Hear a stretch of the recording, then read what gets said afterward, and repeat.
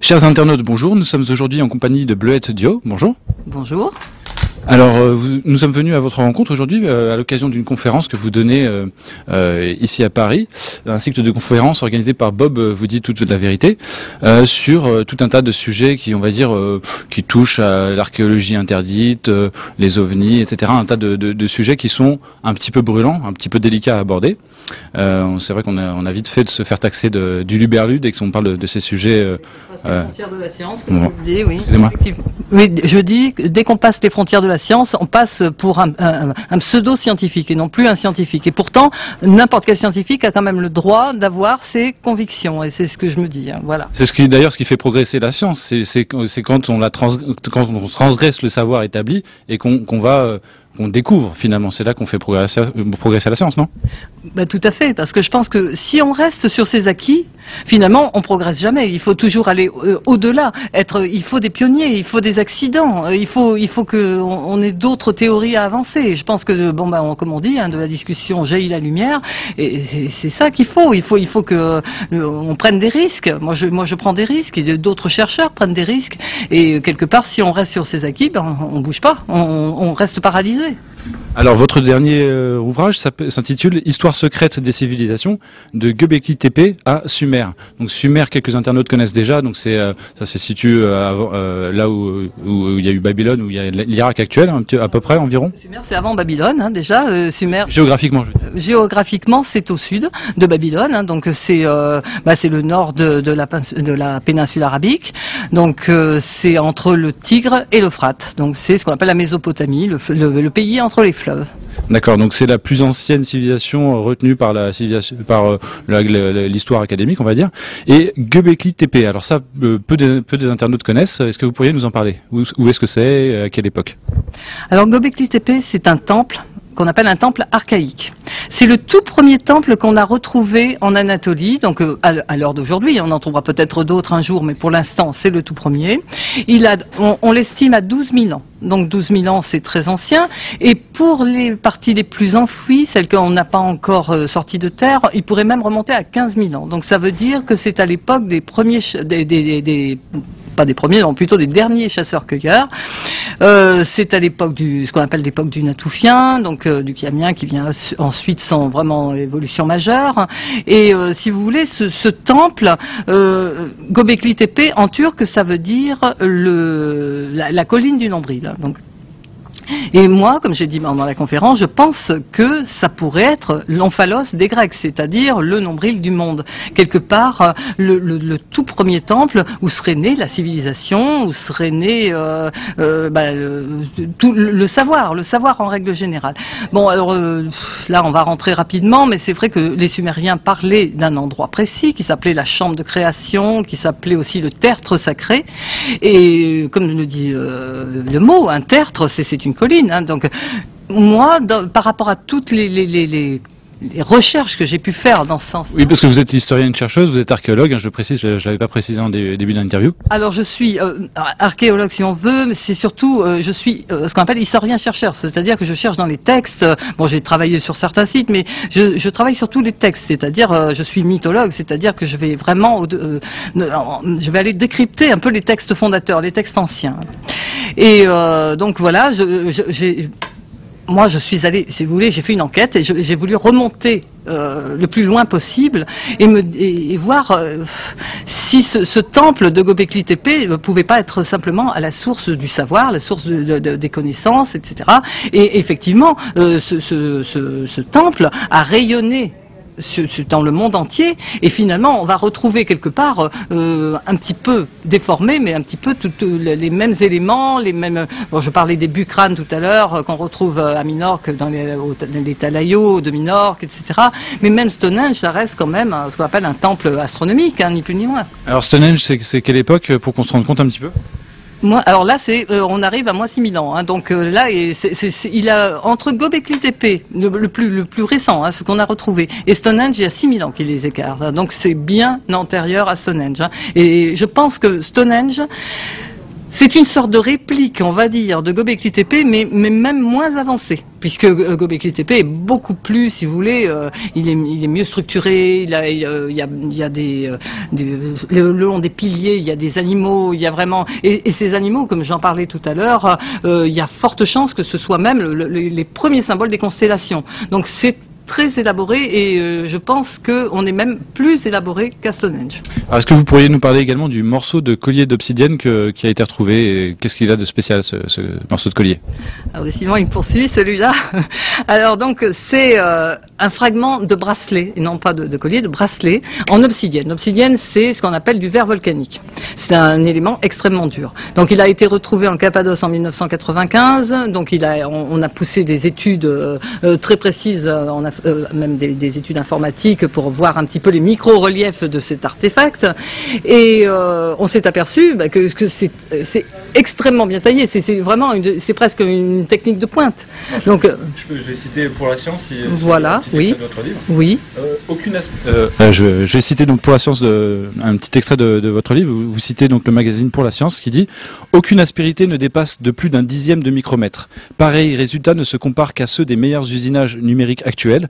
La symétrie de l'épaulement central est extrêmement précise, au degré et à la centaine de micromètres près. Cela nécessite l'utilisation de techniques de polissage complexes, permettant d'obtenir des qualités de poli à l'échelle du nanomètre, dignes de celles de nos lentilles de télescope. » Voilà, alors il faut rajouter que pour la science, on rajoute quand même qu'il pourrait éventuellement avoir été taillé à la main.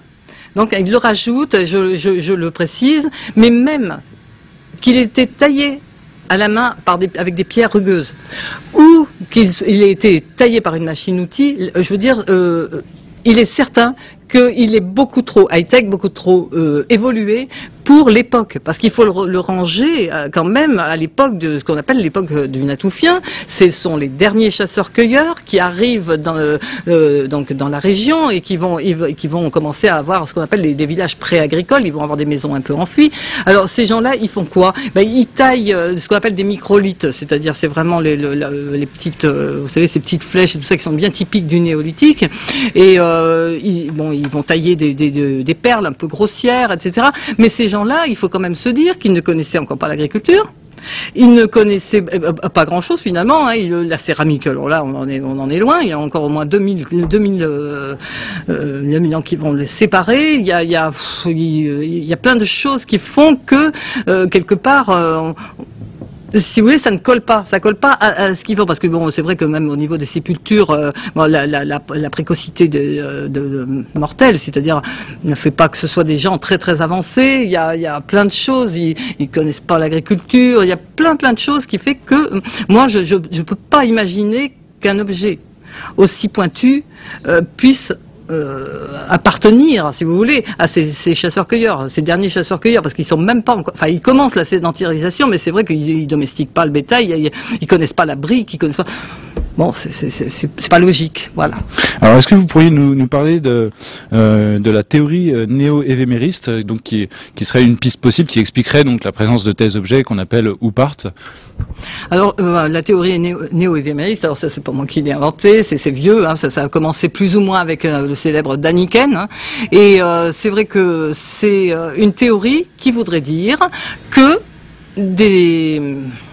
on va dire des extraterrestres, j'aime pas trop ce mot, des visiteurs d'une autre planète seraient venus sur Terre et nous auraient apporté la connaissance.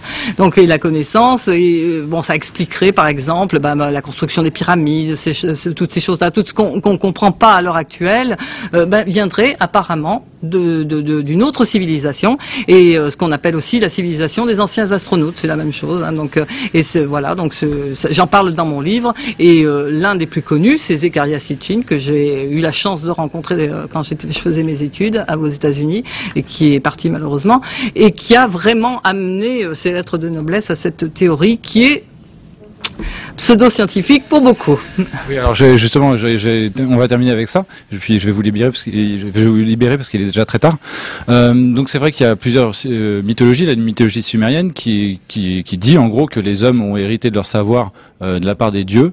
Les Égyptiens aussi le disent dans l'Égypte ancienne.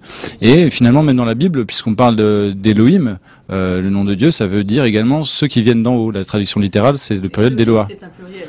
Donc, est-ce que vous avez connaissance d'autres mythologies également qui corroborent la mythologie sumérienne, égyptienne?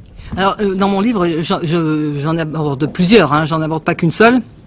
Il y a plusieurs mythologies, mais il est vrai que j'aborde par exemple la mythologie par exemple des Australiens, celle d'Amérique centrale, j'aborde plusieurs, et toutes disent exactement la même chose, c'est-à-dire que les dieux viennent des étoiles et que ces dieux, quelque part, sont les créateurs de l'homme. Donc j'en aborde plusieurs, effectivement, hein, le port-part, etc. Il y en a plusieurs. Donc je veux dire, quelque part, quand on les prend toutes les unes avec les autres, quelque part, on se rend compte que quelque part, il y a énormément de similitudes entre ces civilisations et qu'on peut pas.